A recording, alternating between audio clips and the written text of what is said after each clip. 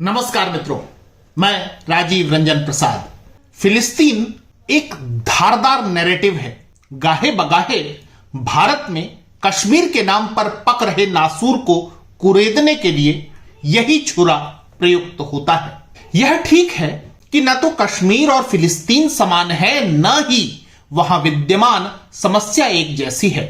फिर भी जो सिरा जुड़ता है उसे आतंकवाद कहकर परिभाषित किया जा सकता है। घाटी में पत्थर फेंकते नौजवानों की जो तस्वीरें हाल के दिनों में देखने को मिली हैं, क्या वही फिलिस्तीन में आम घटना नहीं है?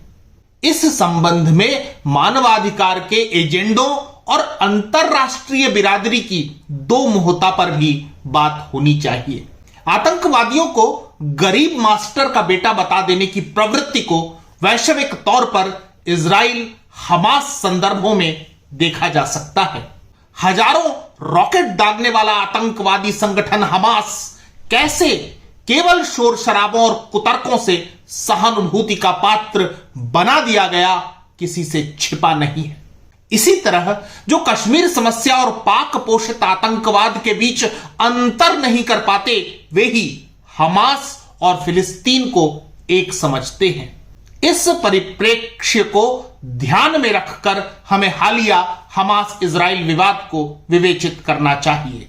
कश्मीर पर पाकिस्तान का भी क्लेम बनता है, यह वाक्यांश महज एक नैरेटिव है, बिल्कुल ऐसा ही जैसे फैलते हुए इजराइल के नक्शे हैं। विश्व राजनीति की आधारशिला द्वितीय विश्व युद्ध ही तो नहीं, और वर्ष 1948 से पूर्व रहे इजराइल के उस अस्तित्व पर भी तो बात होनी चाहिए जिसे इतिहास की पुस्तकों ही नहीं, बाइबल और कुरान ने भी दस्तावेजीकृत किया है। तीन धर्मों के प्रमुख और सर्वाधिक पवित्र स्थल इजराइल के यरूशलेम में है। यह बात एक सच्चाई है, परंतु उनकी पुरातनता पर बात कब होगी? भारत में वामपंथियों ने आर्य आक्रमण की झूठी थ्योरी षड्यंत्र पूर्वक रची, जिसका उद्देश्य एक बड़ी आबादी को दूसरे की तुलना में विदेशी सिद्ध करना था। इसके लिए हजारों वर्ष पूर्व यूरेशिया से हुए कथित पलायन की गपोड़ कल्पना रची गई थी।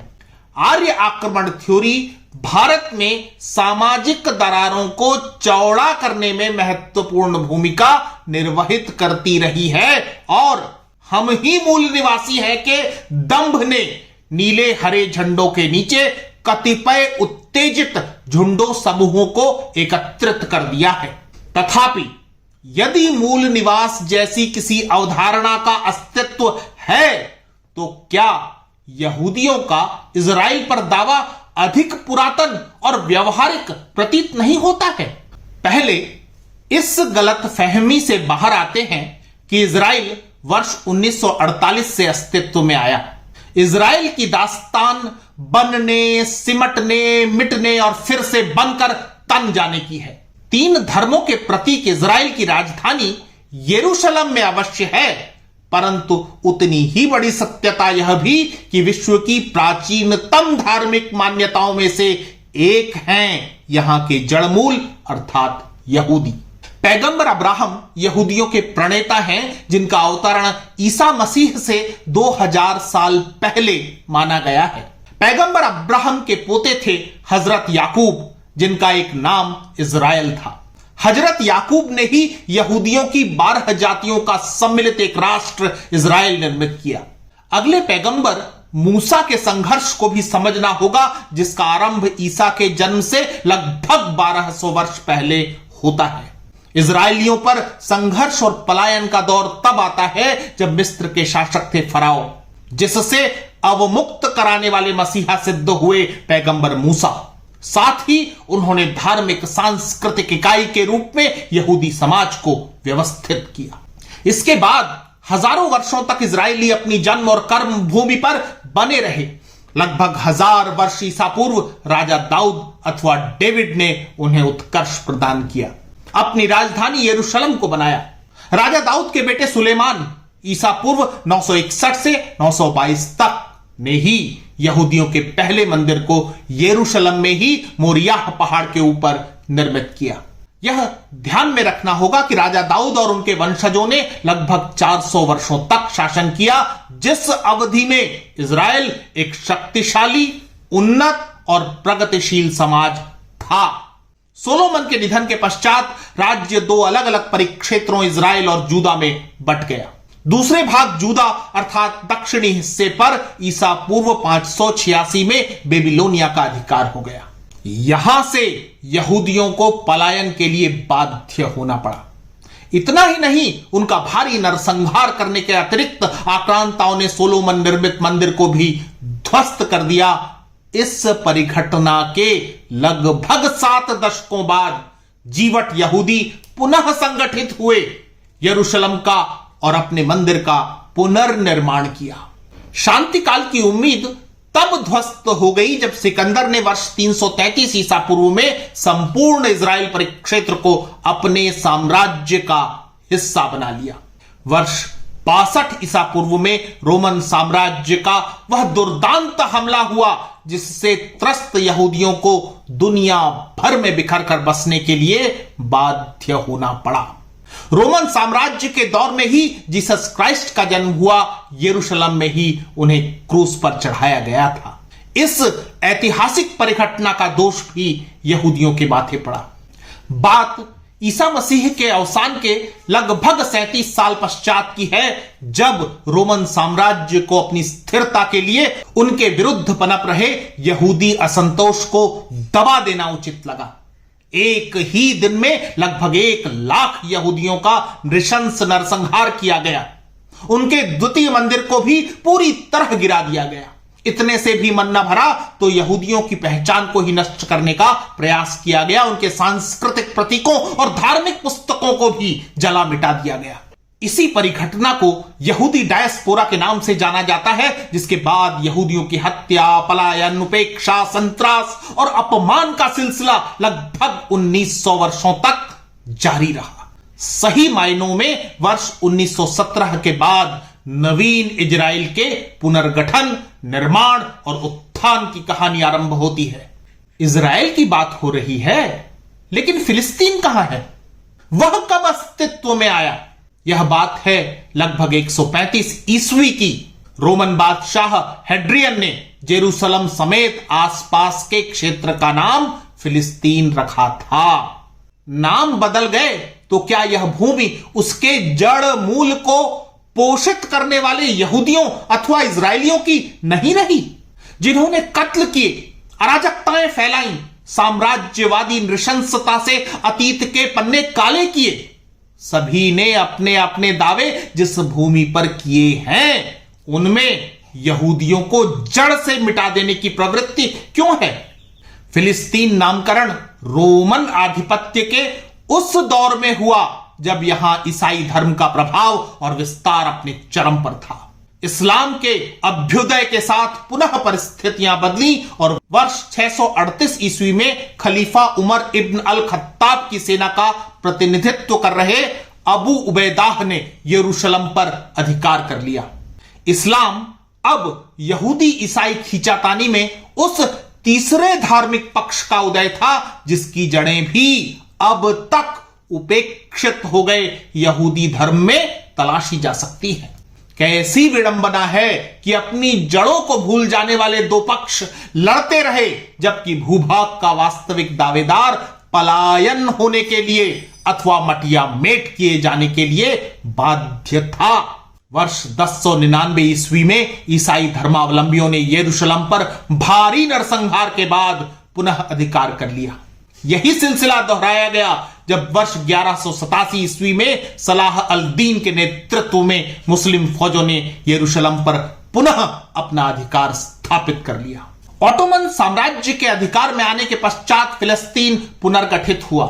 अब तक यहूदी यहां अल्पसंख्यक हो गए थे।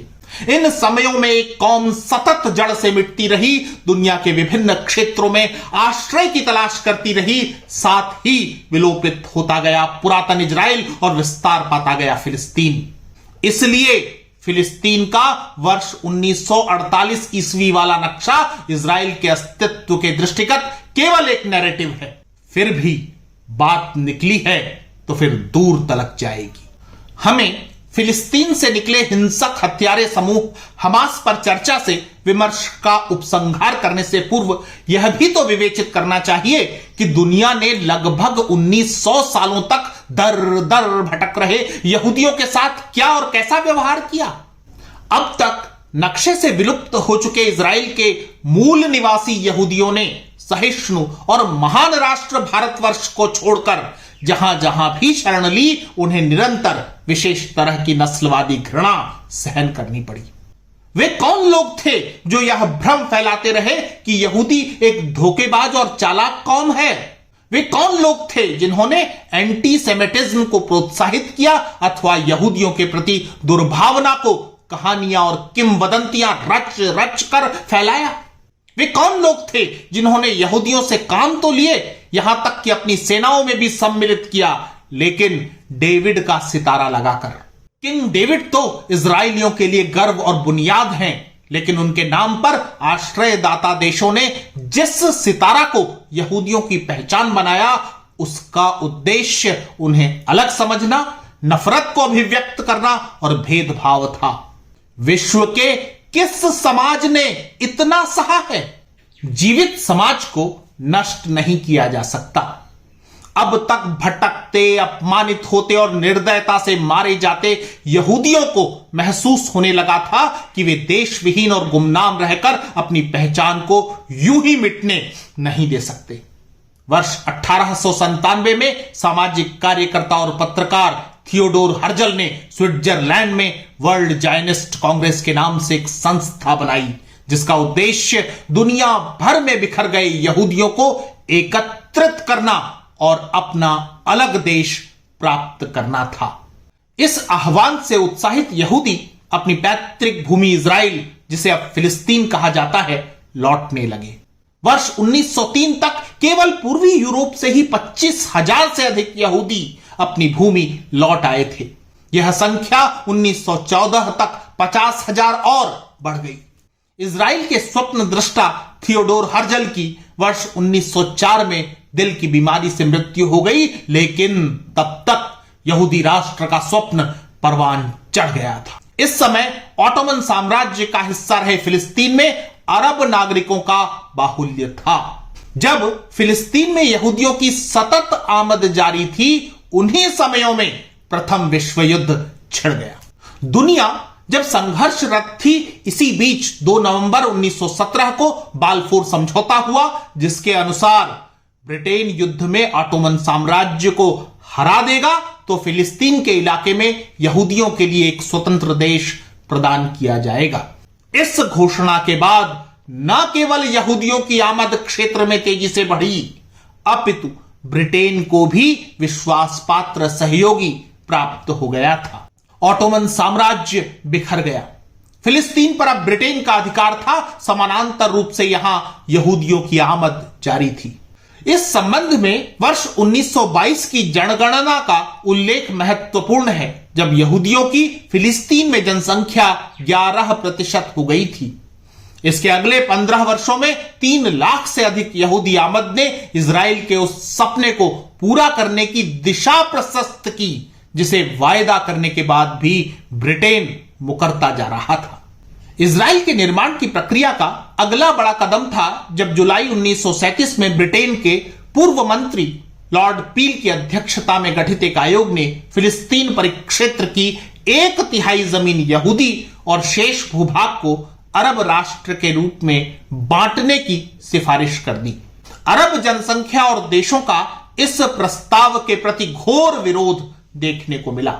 इसी मध्य द्वितीय विश्व युद्ध की विभीषिका ने सर उठाया।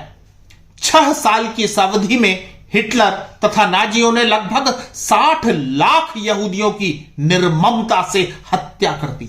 वह होलोकास्ट जिसके अंतर्गत 1/3 यहूदी आबादी मिटा दी गई, बचे खुचे भागकर फिलिस्तीन की ओर पहुंचे। अब उन्हें इजराइल की संस्थापना अपने अस्तित्व के लिए आवश्यक लगने लगी थी। ब्रिटेन को भी यहूदी अरब विवाद का कोई निर्णायक अंत नहीं दिख रहा था। साथ ही अपना आधिपत्य इस क्षेत्र में बनाए रखने में उसकी कोई रुचि भी नहीं रह गई थी। ब्रिटेन ने इस समस्या का हल निकालने की जिम्मेदारी वर्ष 1947 में संयुक्त राष्ट्र संघ को सौंप दी। संयुक्त राष्ट्र ने समाधान की सोच के साथ फिलिस्तीन क्षेत्र को अलग अलग यहूदी और अरब राष्ट्रों में बांट देने की सिफारिश की। प्रस्ताव के अनुसार क्षेत्रफल का 56.47% यहूदी राष्ट्र को और 43.53% अरब राष्ट्र को आवंटित किया जाना था। इसके अतिरिक्त सर्वाधिक विवादित यरूशलेम के आसपास एक अंतरराष्ट्रीय क्षेत्र बनना था। 29 नवंबर 1947 को संयुक्त राष्ट्र महासभा में यह द्विराष्ट्र सिद्धांत स्वीकृत हुआ। इसे यहूदियों ने सहर्ष मान लिया और इस तरह साकार होने लगा इजराइल। इसके उलट फिलिस्तीनी प्रतिनिधियों ने इस प्रस्ताव को नामंजूर कर दिया। 14 मई 1948 को यह द्विराष्ट्रीय विभाजन लागू किया जाना था, लेकिन उससे पहले ही यहूदियों और अरब लोगों के बीच युद्ध छिड़ गया। इससे पहले कि वर्तमान पर चर्चा आगे बढ़े, अतीत के इस बिंदु पर ठहर कर कुछ प्रश्नों का सामना करना आवश्यक है। यहूदियों के पास इजराइल के अतिरिक्त विकल्प क्या था? उनके पास अपनी ही पारंपरिक और ऐतिहासिक भूमि में लौटने के अतिरिक्त कौन सा रास्ता बच गया था? क्या जिन कारणों ने उन्हें पलायन के लिए बाध्य किया वे ही इजराइल पुनर्निर्मित किए जाने के कारक नहीं थे? महाभारत का प्रसंग स्मरण हुआता है। जब शांति दूत श्री कृष्ण ने 5 गांव मांगे तो दुर्योधन ने सुई की नोक बराबर भूमि भी देने से इनकार कर दिया। परिणति थी महायुद्ध। बार बार मिटने वाली कौम का डर समाप्त हो गया था। यही कारण है कि अरब देशों के ना चाहते हुए भी इजराइल बना और शक्तिशाली होकर उभरा। इस बात में कोई संदेह नहीं रह जाता कि यहूदियों का इजराइल पर नैसर्गिक अधिकार था। साथ ही यदि संयुक्त राष्ट्र संघ का फैसला अपने मूल रूप में लागू हो गया होता तो आज किसी तरह का कोई विवाद नहीं रहता। दूसरा प्रश्न उठता है कि इजरायलियों अरबों दोनों का ही भूमि पर उनके इतिहास के कारण प्राधिकार है, तो आक्रांता कौन? और क्या सचमुच फिलिस्तीन के लगभग हो चुके विलोपन के इजरायली ही जिम्मेदार हैं? इस प्रश्न के उत्तर के लिए कुछ घटनाएं संज्ञान में लेनी चाहिए। इजराइल की घोषणा होने के तत्काल बाद उन पर हमला करने वाले कौन थे? मिस्र, ट्रांसजॉर्डन, सीरिया और इराक की सेनाएं इजराइल को मिटा देने की आकांक्षा से टूट पड़ी, जिसमें उन्हें स्थानीय अरबों का साथ मिला। यहूदी उन्हें बाध्य की गई लड़ाई में विजेता होकर उभरे थे। साथ ही अब उन्हें संयुक्त राष्ट्र संघ द्वारा प्रदान किए गए क्षेत्र से कहीं बड़े भूभाग पर अधिकार मिल गया। इसके पश्चात से वर्तमान तक की परिघटना पर प्रकाश डालने से अधिक मैं मूल विषय को विमर्श में लाना चाहूंगा। केवल इतना ही जोड़ना पर्याप्त है कि जब जब अरब देशों ने सम्मिलित रूप से आक्रमण किया, छोटे से देश इजराइल ने न केवल उन्हें पराजित किया बल्कि हर बार अपना विस्तार करने में भी वे सफल हुए हैं। क्या इजराइल ने फिलिस्तीनी क्षेत्र में अनाधिकृत विस्तार किया? इस प्रश्न पर कोई निष्कर्ष निकालने से पहले वर्ष 1948, वर्ष 1956, वर्ष 1967, वर्ष 1973 आदि समयों में थोपे गए युद्धों की बात भी होनी चाहिए। इन्हीं विवेचनाओं के आलोक में हमास के हालिया रॉकेट हमलों और उसकी प्रतिक्रिया में इजराइल के हवाई प्रत्याक्रमण को मूल्यांकित किया जाना चाहिए। हमास एक आतंकवादी संगठन है जिसका उद्देश्य इजराइल के अस्तित्व को अस्वीकार कर यहूदियों को समूल मिटाना है। इस विचार के साथ खड़ा होना ही शर्मनाक है। फिलिस्तीन का पक्षधर हुआ जा सकता है लेकिन हमास का हरगिज नहीं। फिलिस्तीन का अपना स्वर है, अपनी मांगे हैं और दृष्टिकोण है जिस पर सतत चर्चा होनी चाहिए। फिलिस्तीन के नागरिक भी अपने अधिकारों की पुनर्स्थापना चाहते हैं जिसका मार्ग द्विपक्षीय समझौतों के तहत आंतरिक विमर्शों से ही निकलेगा। इस समस्या में अरब देश जितना घी डालेंगे फिलिस्तीन उतना ही नक्शे से गायब होता रहेगा, क्योंकि पूरी दुनिया में रहने के लिए यहूदियों के पास यही एकमात्र भूमि है। प्रश्न उनके अस्तित्व का है, अरबों के नहीं। इस विवाद वाली बेगानी शादी के नए अब्दुल्ला दीवाने मियां इमरान खान हैं। पाकिस्तान का हालिया हमास इजराइल विवाद में इतना मुखर होना क्या कश्मीर को केंद्र में रखकर विवाद को नई दिशा देने का कोई प्रयास है? कश्मीर भारत का अभिन्न अंग है और पाकिस्तान की आपत्तियों और दावों को द्विपक्षीय वार्ताओं से ही सुलझाने की हमारी नीति रही है। इसी तरह की तटस्थता को भारत ने इजराइल फिलिस्तीन प्रसंग में भी बनाए रखा है, हमेशा संतुलित प्रतिक्रिया दी है। लेकिन पाकिस्तान तो पाकिस्तान है। जानते हैं इस संदर्भ में उस देश की हैसियत क्या है? अर्थव्यवस्था और ताकत दोनों में ही पाकिस्तान का इजराइल से कोई मुकाबला नहीं। इसके अतिरिक्त हमारे पड़ोसी देश की सीमा भी फिलिस्तीन से नहीं मिलती। पाकिस्तान के विदेश मंत्री शाह महमूद कुरैशी ने यहूदी घृणा का बेहद भौंडा प्रदर्शन एक टीवी इंटरव्यू के दौरान किया था। पाकिस्तान की संसद में इजराइल पर हमला करने के विचार व्यक्त किए गए। जिहादी आतंकवादी संगठनों ने अपने भीतर मौजूद यहूदी घृणा के भाव का सार्वजनिक प्रदर्शन किया। इस सबसे पड़ोसी देश को हासिल क्या हुआ? वस्तुतः पाकिस्तान की सोच और हमास की कार्यशैली में धेले भर का भी फर्क नहीं है। आतंकवादी मौसेरे भाई हैं, इसलिए पाकिस्तान के लिए हमास का समर्थन करना कश्मीर में उसी शैली की आवृत्ति और हिंसा को सहानुभूति और वैश्विक मान्यता दिलवाने का प्रयास है। पाकिस्तान ने हमास का खुला समर्थन कर कहीं पे निगाहें रख कहीं और निशाना लगाया है। इजराइल की पाकिस्तान को लेकर बहुत कड़ी प्रतिक्रिया सामने आई है, जो स्वाभाविक है। लेकिन भारत को भी पाकिस्तान के हमास प्रेम से सतर्क रहना चाहिए। शायद इजराइल को लेकर अब तक रही राष्ट्रीय नीति में बदलाव का भी समय अब आ गया है। मित्रों, आज इतना ही। फिर मिलता हूं किसी ऐसे ही ऐतिहासिक संदर्भ के साथ। अगर आपको मेरा यह चैनल पसंद आ रहा है तो कृपया इसे सब्सक्राइब करें। आप इस प्रस्तुति को लाइक या शेयर भी कर सकते हैं। नमस्कार।